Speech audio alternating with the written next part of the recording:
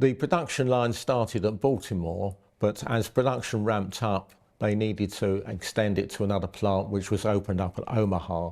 There were problems with the Marauder, as you can imagine, with any aircraft that didn't have any prototypes. There were problems with the exhaust sleeves on the Pratt & Whitney engines, which were cracking in the first place. They were replaced. There were problems with the 50mm Colt machine guns, where the breeches were jamming in the early ones, and they had to replace those at a later date. But of course, above all, they had the nose wheel, which was very tricky when you land.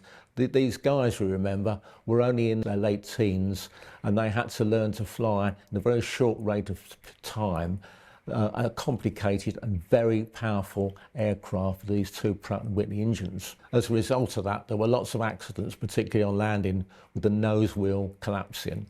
But improvements were made, and the nose wheel struts were strengthened so that this was less apt to happen.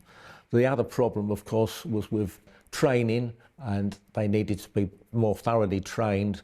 And certainly in terms of Lester Maitland, who was a commanding officer of the 386 bomb group here at Bogstad, he got people who were experienced. The American technology industry talks about learning from nanny. In other words, you sit down the person that you're teaching with a highly experienced person who's flown before the war, knows how about flying back to front, and can teach them the basics and rudiments of flying, takeoffs and landings always being the problem. So these guys then needed to train on that. Of course, you also had to bear in mind that it was a very lively aircraft. You did need two pilots to fly it, although the 323rd Bomb Group did have a squadron at Elscone which had single-seaters. They were short pilots. So they thought, well, maybe we can try this out. It wasn't a success because, as I say, it was too much for one person to handle.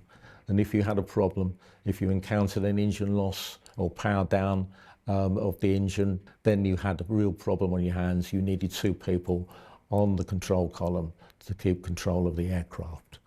In fact, there was an order that every aircraft had to have a minimum of 3 people on board: flight engineer, co-pilot and pilot, in order to fly, even on a test flight.